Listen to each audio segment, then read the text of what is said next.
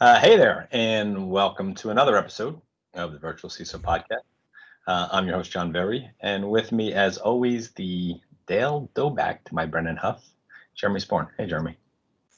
Hey, I'm feeling like I'm in a good mood today. I feel like our show is kind of like a fucking Catalina wine mixer. You ever hear one of those? Yeah, you don't get many chances to work a Step Brothers reference into everyday conversation in the business world. So I'll give you a few points here for making that one work. I'll take whatever points I can get, John. That's All right. not, that's not. So on the more important side, what'd you think of my conversation with Scott? Uh, I'll be honest, it was a bit humbling for anyone who spent the time like I did to grind through the 80 plus pages of the DFARS interim rule and came out on the other end not too confident in what was actually said, like me. Listening to you and Scott talk about it with such confidence knocked me down a peg or two. It was cool to listen to you guys riff on that stuff. Maybe not the best time to point this out, but as they say in the kingdom of the blind, the one-eyed man rules. So I'm not so sure we knew it quite as well as you think we did, but if we got away with it, that's a pretty good sign. It was just cool. As we were talking before, clauses 19, 20, 21 were things I did not quite understand too well. And really, whether you're already managing DoD contracts through ExoStar, where Scott's from, or not, you will walk away with a great understanding of the DFARS interim rule, especially those clauses and what they mean to you.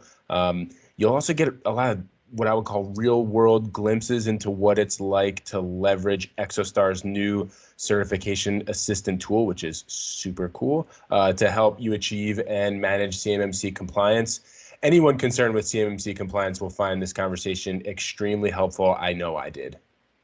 Agreed. That was definitely the idea, having Scott on the show. Anyone who's got experience working with 135,000 of the DIB members, probably going to know a little bit about this stuff. So with no further ado, let's get to the show.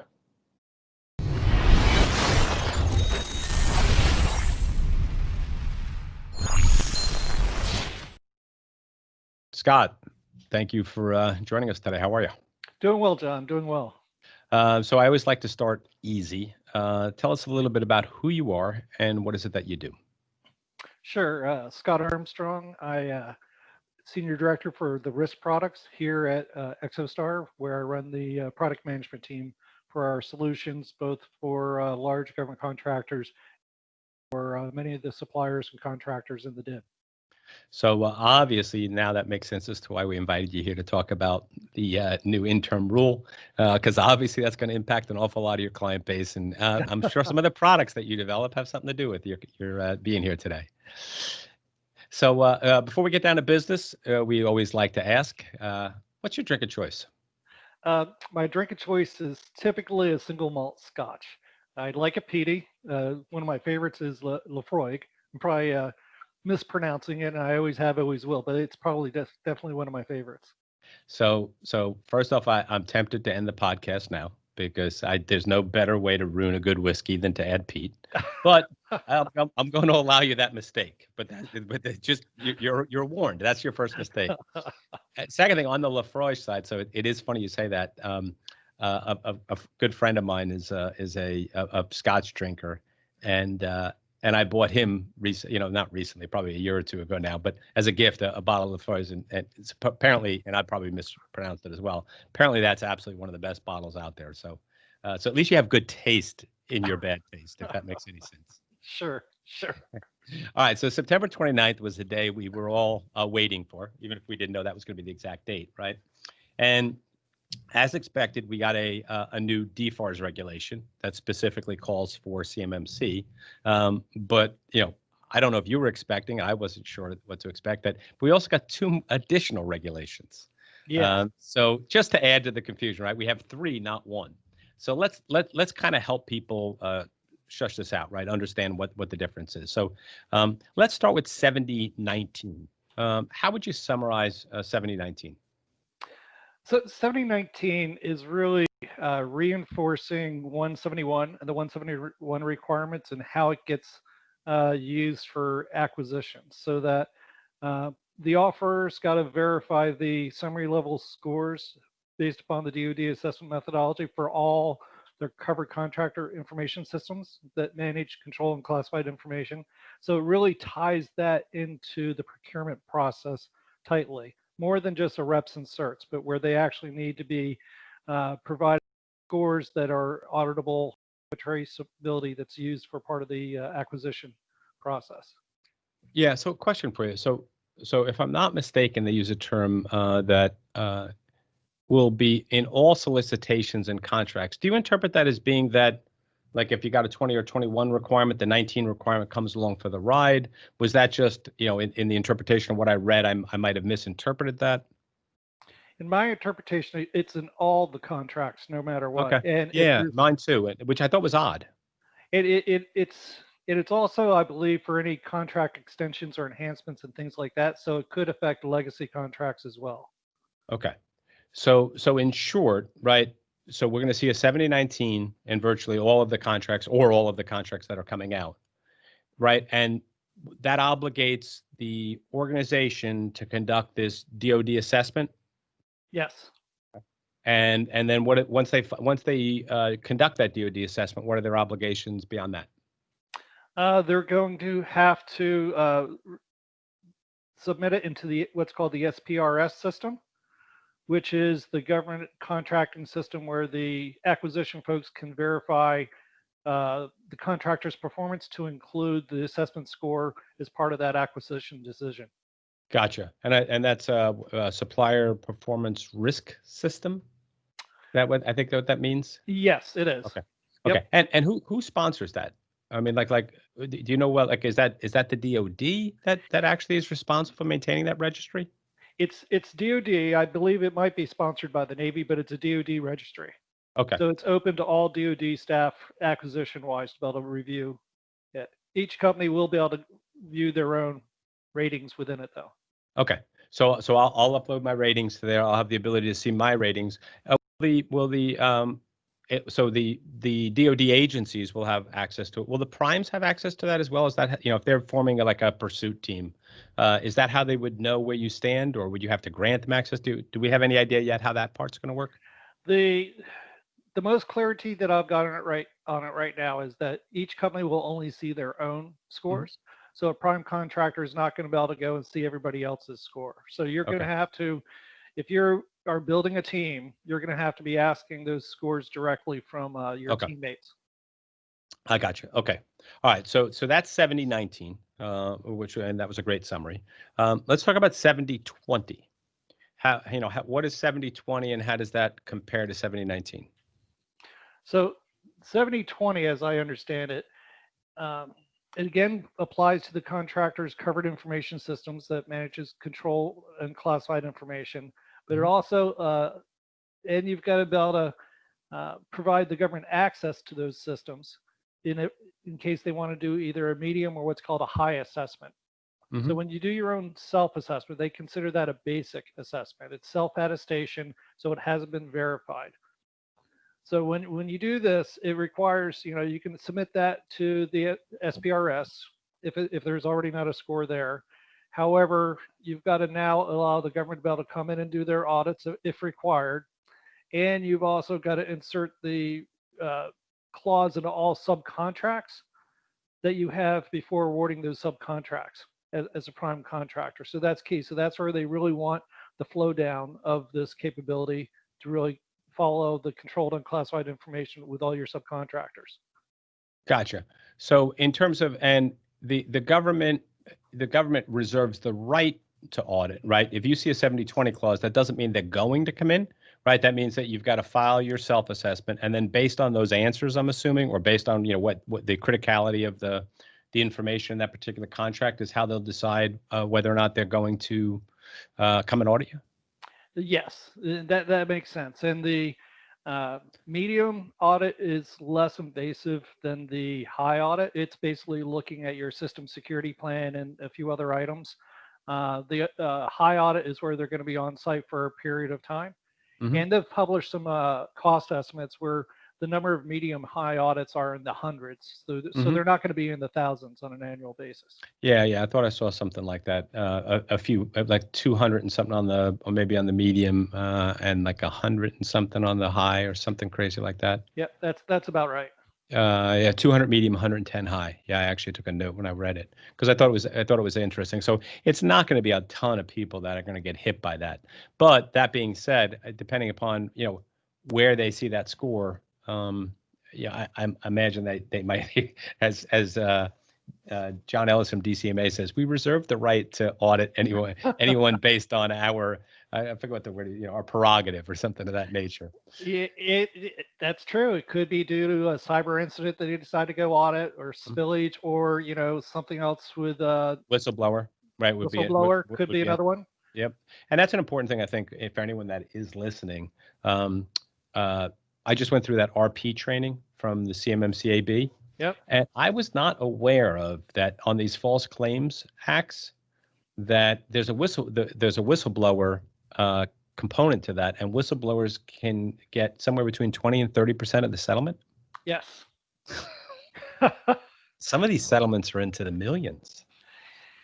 And I mean, you can make a career out just blowing whistles and going and laying on a beach somewhere. Scott, me and you work way too hard. That shows you the importance of, when you're submitting these scores into that database, though, you better be sure of what you're doing. Because I think if you do get audited, the False Claims Act is definitely a hammer they're looking at using. So that's actually an interesting question for you. So how do you think that, so really what we're getting to is that prior to CMMC, before you have to get to a full CMMC, if you have to stay in the 800-171 world, you're going to need to submit this. You're going to need to submit this assessment to SPRS.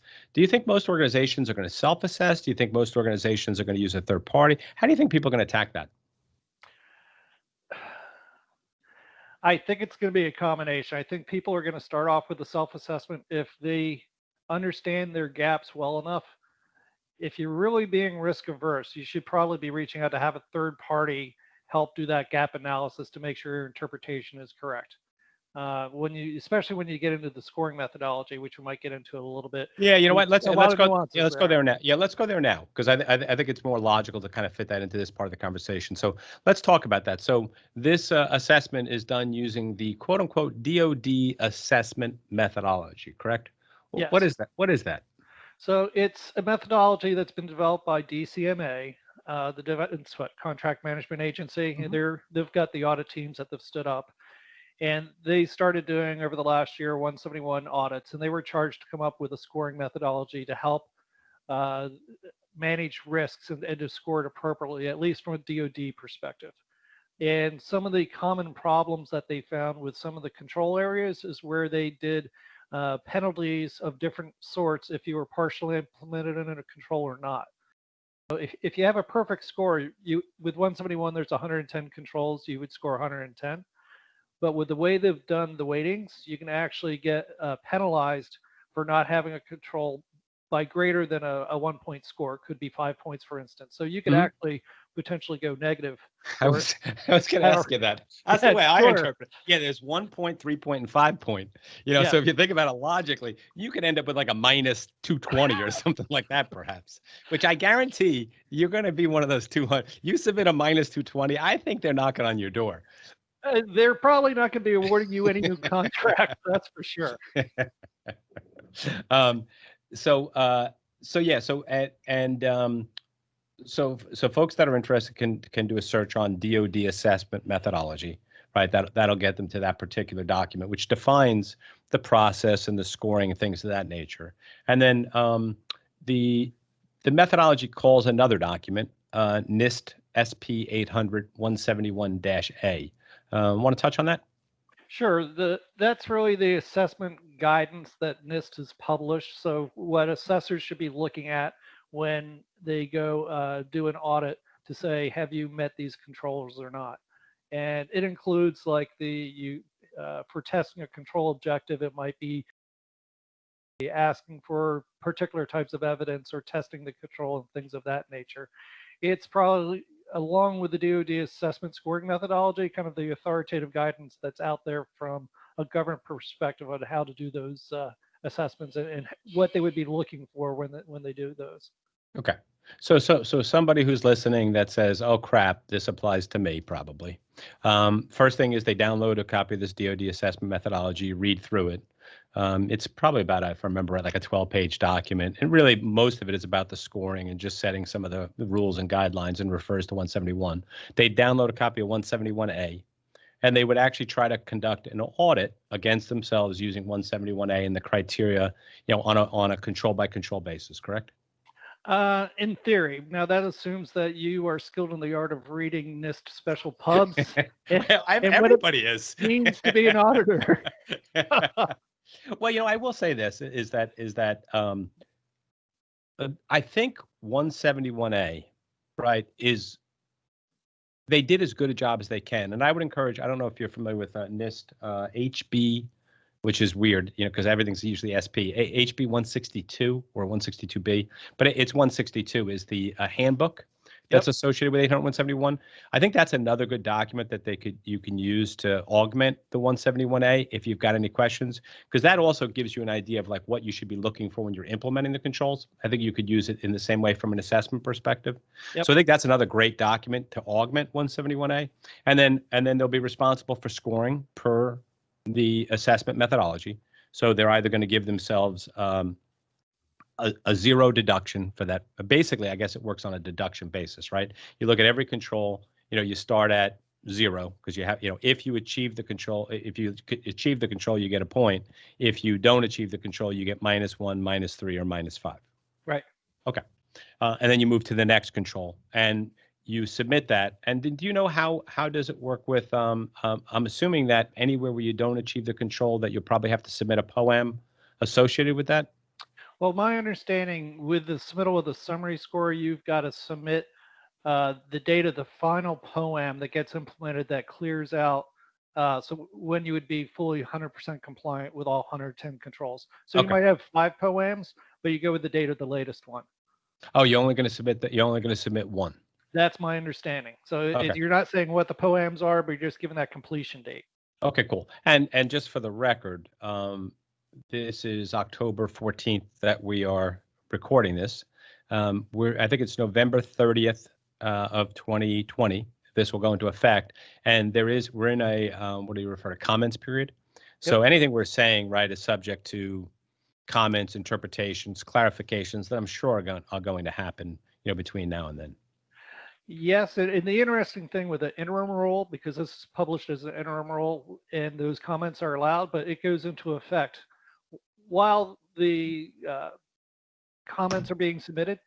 So the changes might not occur for, 2, 3, 4 months if there are changes based on those comments for when this becomes a final rule. So it could stay as is, or it could be modified by the time it becomes a final rule, but it's effective November 30th as written. Okay, cool. So either way, what we have is going to go into effect, and then they may or may not change it. And they may or may not change it on November 30th or December 15th or, January 23rd. Whenever they decide to. You got it. Okay, cool. So do you know, my guess would be, and I didn't see this, but it was 83 pages, so I may have dozed off a couple times. I'm assuming that DCMA and DIBCAC would be the entities that are conducting the audits, being they've been doing the 800-171 auditing to this point? Yes, certainly for the highs, they'd be doing it. I'm assuming they are for the mediums, but I'm not sure if there could be other agencies involved for the mediums. Okay, that makes sense. Okay, cool. So 7019 sets us up for a new requirement to do these DoD assessments. 7020 adds on the idea that you're signing on for the government potentially conducting an audit, and it also establishes flow down. So there's no flow down in 7019, I guess. Not in 7019. That's correct. Okay. Correct. All right. So 7020. So the big things to move from 7019 to 7020 is flow down, and the potential, DoD audit. Call that DCMA DIBCAC audit. Yes, and with that flow down, you've got to make sure your suppliers have their scores in SPRS before you can subcontract with them. Gotcha. All right. Makes total sense. All right. So we covered 19, we covered 20. 21 was the one I was looking for, right? Because we had all of the strange situations type in CMMC, but there was no contractual obligation that could be made to it. So 7021 will go down in history, I think, as one of the single most important DFAR clauses, right? So let's talk about 7021. Tell me about that. So this is finally where we've got CMMC language in the DFAR that it can start being used from an RFI and RFP perspectives, which has been key. Based on my understanding of what Ellen Lord has published, they're going to be hand selecting the contracts for year one and expanding it on every year through the next 5 years until they get full coverage. So this enables CMMC to be selectively used and rolled out. The industry, both getting accreditations done, certifications, as well, all those sorts of things. So this has been instrumental. Right now, I think we've had a few RFIs, like on some GWACs, government-wide acquisition vehicles, where they put in CMMC requirements may be used in that vehicle, but they haven't been used in any true acquisitions to date, and this language really enables that. Okay, gotcha. So this is if we see a 21 clause, you're on the hook for CMMC, the level to be established by the RFI or contract, correct? Yes, and that would probably outline for that contract different levels for different parts of it, potentially for teammates, because you might have some level 1 requirements versus, say, some level 3 requirements. But that would all be spelled out. Yeah, how would that, just give me an example of how that would work, like where a contract might specify. Would that be for different different components someone might be providing, or what would be an example of where a contract would have 2 requirements, let's say a level 1 and a level 3? Let's say there's a requirement for it's got controlled and classified information for a design thing that we all know is controlled and classified information, and it's known that's going to be probably pieced out to a subcontractor that specializes in it. That's a type of thing where they would wrap language around it, so from a task order or subcontract perspective, it could be traced down there. But there could be support functions in more labor staff type support functions that might be subcontracted, that really you're not going to have access to controlled and classified information. You could be doing a help desk. It was interesting when again, I'll refer back to the RP training. It was something, the RP training, by the way, was difficult, but had some really interesting things that I learned from it. Like one, which was really interesting, is that there's the concept, and this might be another great example of what you're saying, which is why it brought to mind, is that they showed an example where the contract holder for a contract that included both FCI and CUI, okay, was only level 1, only authorized for FCI, but yet they actually could control a contract that had CUI. And what they were doing is that the FCI would flow back and forth to that, but the CUI would flow back and forth to their subcontract without them having any access to it. In a separate enclave, probably being managed that way. Yep, that's exactly it. Okay, so that would be a great example where you might have these different requirements, and it is a really cool concept, right? That somebody who's level 1 certified could have a contract that's got a level 3 requirement in it if they structure the enclaves and access to the enclaves optimally. Yes, and that goes back to how the prime contractor would probably be structuring their team and the technologies and whatnot for managing the CUI. Cool. And then the 21 keeps the 20 requirement to flow down. Yep. Okay. Except in this case, we're not flowing down 7020. We're flowing down 7021 or CMMC. Correct. Okay. And it has that same requirement to, prior to an award to a subcontractor, you have an obligation to confirm their active and appropriate CMMC certification level. And that's my understanding as well. All right. Cool. So I think those are the key 3 things about, we did a pretty damn good job there, sir. We're 22 minutes into a podcast. It's 88 pages and we're done. And we must have missed something, but shh, maybe no one will realize it. We sounded authoritative, so I mean, we must be right. You must be right. There's still going to be more details that will evolve on this as we go through the comment period, I'm sure. All right. So let's talk about what do you think, or do you know exactly? What if I've got a existing 7012 contract? Does my 7012 contract suddenly become a 7019? Will that only happen through some type of contract extension, contract update? And this might be a question I should know the answer to, and I don't. Does the government have the right to update a contract? I mean, because if you think about it logically, 7012 said you need to be 80171 compliant anyway. So if you suddenly start barking and saying, wait a second, you can't push a new contract requirement on me to be 7019, because that would mean I'd have to be SB 80171 compliant, which, oh, that's right, I was already that. So what's going to happen with 7012 contracts that exist? Do we know? My understanding is that they probably won't be touched unless there's a contract mod or extension or something that's going to drive the contract to be modified. I'm not certain if the government would have the right just to retroactively doing it without having a business need to do a contract mod or extension. But if there is a new contract action against that existing contract, that's where the new clause will definitely apply.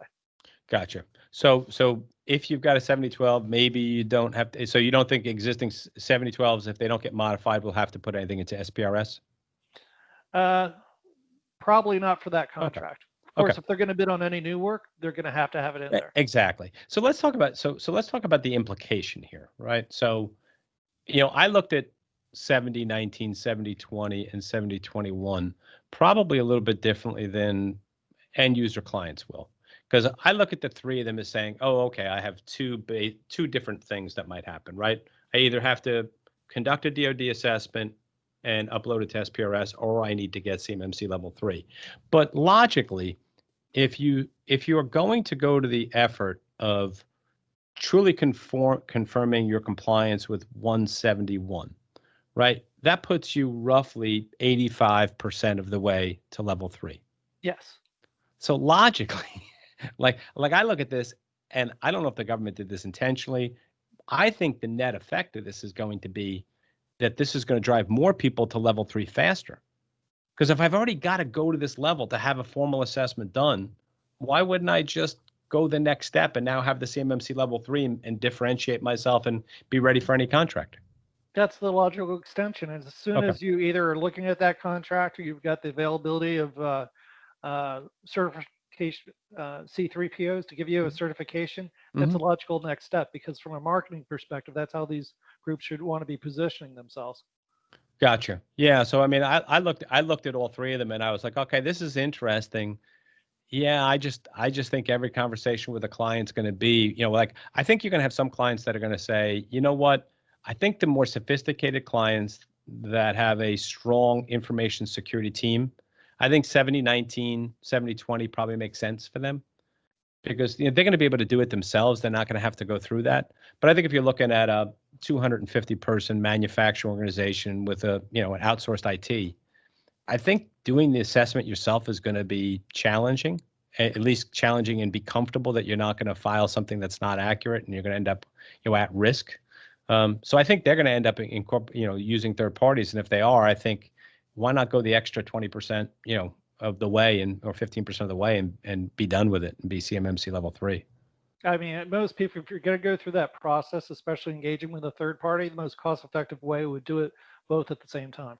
Yeah, I think so too. So I thought it was very interesting. I'm interested you read the tea leaves the same way I did. I got the impression that they were trying to lessen the pressure into the CMMC program, because the government is absolutely worried, right, that we're not going to have enough consulting resources. There's not going to be enough RPOs out there. There's not going to be enough C3PAOs out there to get, let's say, 40,000 companies through the pipeline in 2021, right? Which is why they put, what do they have? It's 150 contracts and 1,500, I think, is the number that they were thinking for 2021. I think it's 15 contracts, expecting the prime to have about 100 subcontractors, so roughly 1,500. Yep. Yeah. So I think that they're worried. I think that they know that if the number gets much above that, there's going to be like a queue of people waiting to get through this. The second thing too is that, and anyone listening should really think this through. The other thing which they really specified in the RP training was that the audit process, it sounds like it's going to be reasonably onerous, right? So they have this idea of two forms of objective evidence from two different classes of objective evidence, and the cumulative evidence needs to show, call it integration, or that this security practice has been baked into, operationalized into the culture, which basically means that you can't get done standing this up, write a policy, and say, okay, let's go for the audit, right? So we're going to need what we call in the consultative side, we call it a soak period. You're going to need some period of time that you're going to have to let this environment run to make sure that these controls execute and we generate the evidence. So, I mean, I think you're going to be minimally talking about 3 months worth of soak time. I've typically been saying 3 to 6 months, I depending agree. on the organization I and agree. how much change they have to do to do it. Yeah, I agree with you about the 6 months. I was saying 3 conservatively, because if you think about it logically, right, periodicity of controls, right, is usually daily, weekly, monthly, quarterly, biannual, annual. Yep. Right. I think they're going to give you a pass on an annual control, because, but if you've got biannual controls, a control that fires once every 6 months, you probably have to wait for that control to fire before you're going to go through with the audit, at least to play it safe. Right. It'll be interesting. Like one of the things that we might do, and one of the things I'd recommend that people do, even if you want to eventually have a control that's every 6 months, in your initial implementation, if you're just updating your controls now, make it every 3 months. That way you might be able to. That's a really good idea, because you can get the evidence trail going, because that's the key part of it from an auditor's perspective. Yeah. It's going to be interesting. I'm really anxious to see the guidance that comes out on the audit programs. All right, so let's talk about we're fans of a product that you guys offer, Yep. called Certification Assistant. Tell folks what Certification Assistant is, and then let's talk about whether they're dealing with 7019, 7020, or 7021, how that product might be something that would make sense for them to think about. Sure. So it's software as a service. Hey, wait. Hey, Scott, real quick for you. You know what? Just in case, can you also take a step back?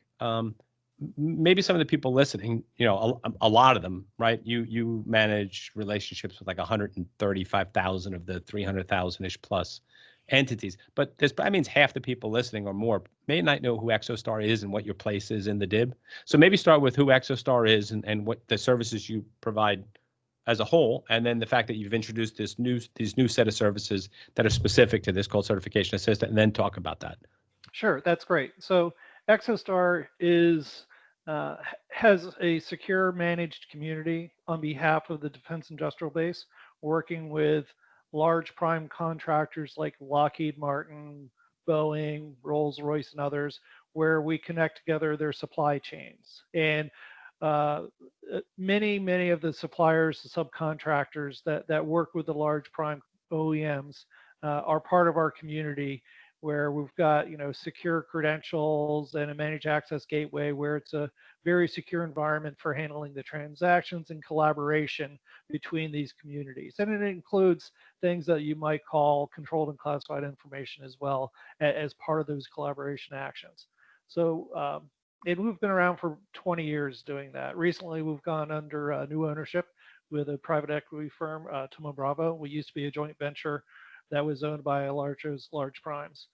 What we're doing now for CMMC and looking at this opportunity and challenge for the DIB is we're trying to bring solutions out to that entire community. And they're part of our community now, where they're collaborating with their partners and whatnot. And we want to help give them kind of the guided tour and pathway of how to achieve and get ready for both CMMC as well as the challenges around 171. And when I look at that, it's really an ecosystem of what's got to be brought to bear. We're bringing some software tools to bear, where a supplier contractor can do their own self-assessments. They can collect the evidence that's needed to be able to go through an audit. When we saw the DoD scoring assessment methodology and how this regulation was coming out, we've made some recent updates so that you can view your compliance both from a CMMC like level 3 perspective versus the 171, and understand your own gap analysis and do your own assessment scoring based upon the DoD assessment methodology. We're even adding in a report so that when you get your score, you're going to have an audit trail if that score was generated at this time for that covered information system. Because that score could be changing over time as well as you knock down your POAMs and you improve your security posture up to getting the full 110 controls implemented or achieving, like level 3 certification. And that's where, as part of that solution set, we've extended to a partner program with folks like Pivot Point, to where we've got the ability for consulting partners to collaborate with the community and help review their system security plans and controls and things of that nature to help kind of rise the overall security posture for the companies that need assistance as well. Yeah. So, what I like about the tool is, I like about the tool is that it gives, and when we're chatting with people that we're working with on the platform right now, is it gives everyone a unified, simplistic view of where we are in the process. And I think when you look at many of the DIB companies, right, defense supply chain companies, make a large percentage, if not the vast majority of their revenue through defense contracts. And if they are not successful, they're out of business, right? So what I like about it is, like, we're working with a client right now, procurement wants to be involved. The owner wants to know where he is. The guy who runs business development, like, that's out, bidding, trying to get on these pursuit teams. He needs to know where he stands. The IT director needs to know where he stands. They know they don't have the bandwidth and expertise to fully implement the control environment. So they've given us access into their environment, right? We're in their environment. We're actually populating the tool. We're populating the components of your tool that allow a system security plan to be generated automatically once it's populated. We're documenting each of the individual controls. So in their case, they're going to be CMMC level 3. So you've broken down across the 17 domains, all 130 controls. For each of those 130 controls, we go in, we enter exactly how they meet that control. We attach policies and procedures and documentation, I'll call them design artifacts relative to that. If a control doesn't yet meet where they need to be, we're able to put an action item, a POAM, if you will, in place right there. They're able to track where each of those is, get a date to it, know who it's assigned to. So really what it does is it gives them a single unified view for not only their internal team, but their extended team. And then once we go through that and we're complete, let's say now the environment's fully stood up, then we can actually assign a different person, let's say on our team, or they could assign a different person from a C3PAO if they wanted to conduct. So now they can grant access to an auditor who has their own view where they can't edit or alter anything, but they can see all of the evidence for each of the controls. They can see the system security plan, right? So they can now conduct an audit from within there. They can generate POAMs on their behalf, or they can generate their own POAMs internally. And now once that process is complete, they can now grant access to the C3PAO and let them go through the same process. So from my perspective, this idea that you've centralized this information and just kind of, the entire process can be managed through a single web-based interface is pretty damn well done. Thank you. And that's the whole design goal we had. And when we looked at the challenge of CMMC and the challenge of scaling to the level of security across the DIB with, 220, 300,000 companies, unless you can really enable that collaborative environment, especially when you call about the extended teams or the C3POs, you're not going to, my belief was we wouldn't be able to achieve that scalability that the DoD desired without that collaborative capability.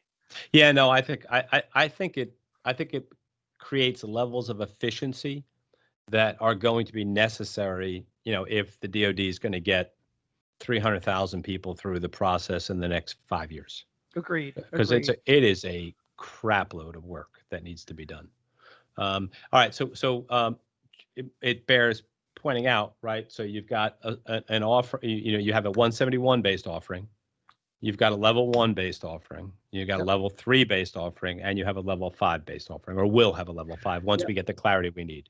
And the for 171, that's part of our either level 3 offering or our level 5. So once you actually get up to what we call our standard edition, we've always got that 171 capability baked in there. Okay.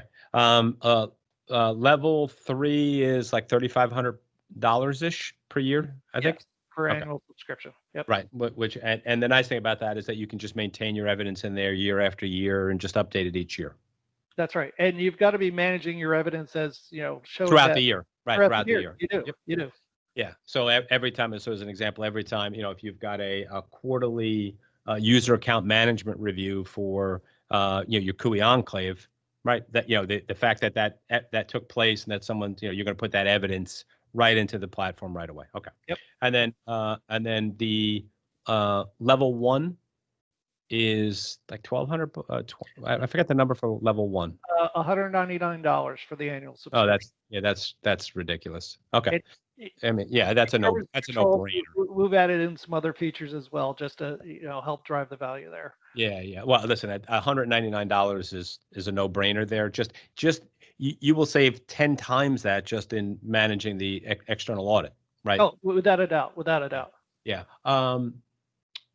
So question for you. So if somebody is on your platform, right? They're already signing into MAG and all that kind of fun stuff. Those are the prices. What if somebody's not already on your platform? Like, does it cost them more to join the platform and then add these capabilities? So there's a required cost that we need to have. The platform your organization could get access to, but then different applications have got different levels of credentials that are required. In the case of this application, we require two-factor authentication. That's $26. I know. $26. I know because I know we just had a new consultant on, and he was like, "It's $26. Is that all right?" Just hit buy.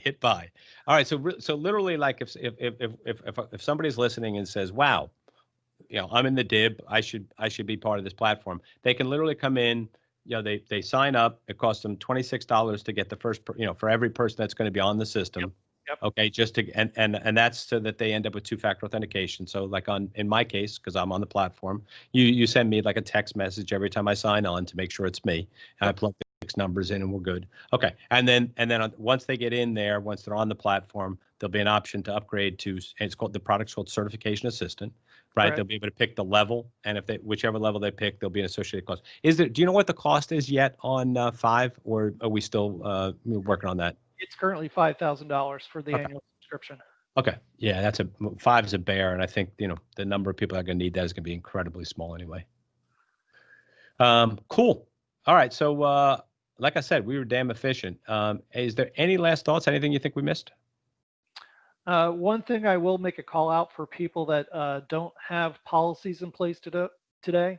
We do have another what I kind of consider a partner solution called Policy Pro, that not only has policy templates, but it's got the ability to do evaluate your existing policies against both 171 as well as CMMC level 3. So if you've already got your policies in place and they're robust, you might not need to look at it. But there are firms out there that I've talked to that are starting from ground zero.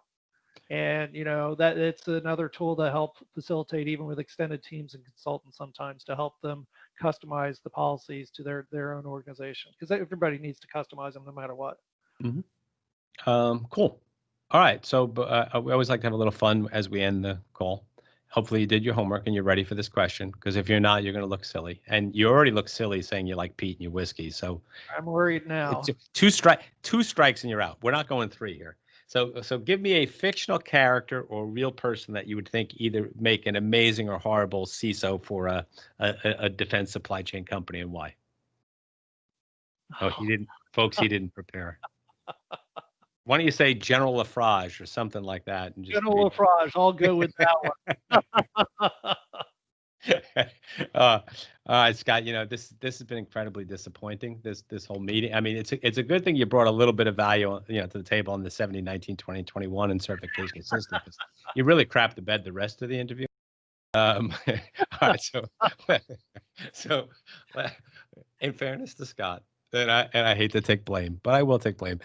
I didn't send him the agenda until yesterday afternoon, so I'll take the bullet there, Scott. Not for the Lafrage, but I will, and the Pete, but I will take the bullet for the fictional character. Appreciate it.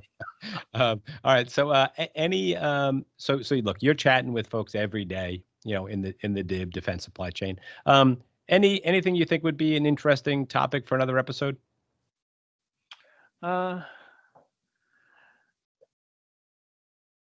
I think watching how this progresses and actually maybe having somebody from DCMA or somebody on the government side Mhm. update on what they're seeing as this progresses as well. I think that'd Almost, be a good idea.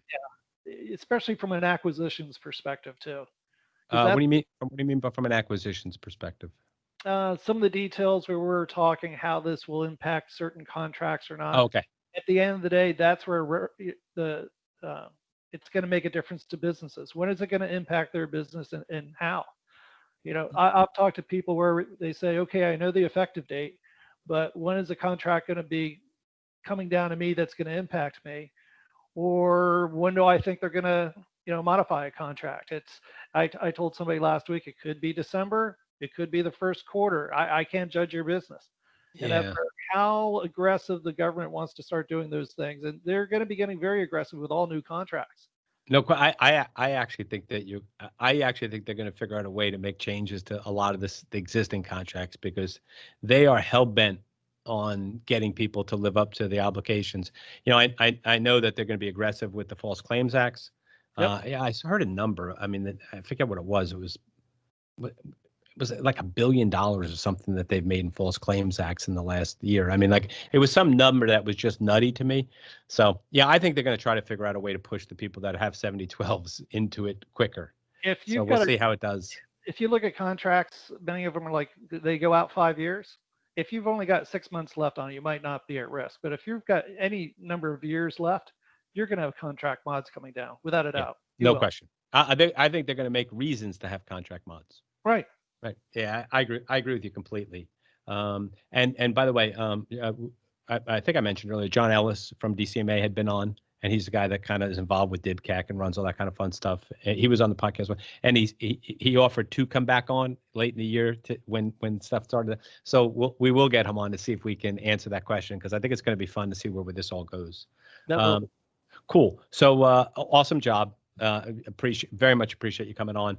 If somebody wants to get in touch with, is interested in getting in touch with you, interested in learning a little bit more about certification assistant, what would be the best way for them to get in touch? Two ways. I always appreciate people reaching out directly over email. That would just be scott.armstrong@exostar.com. And we also have a team alias that goes out to a broader set of SMEs on within ExoStar. That goes, the email alias is CMMC-team@exostar.com. And we handle a lot of inquiries across a lot of topics with CMMC as well as the new DFAR ruling. Excellent. So great stuff. Thanks again, sir. It was fun chatting. All right. Thank you. It's very enjoyable.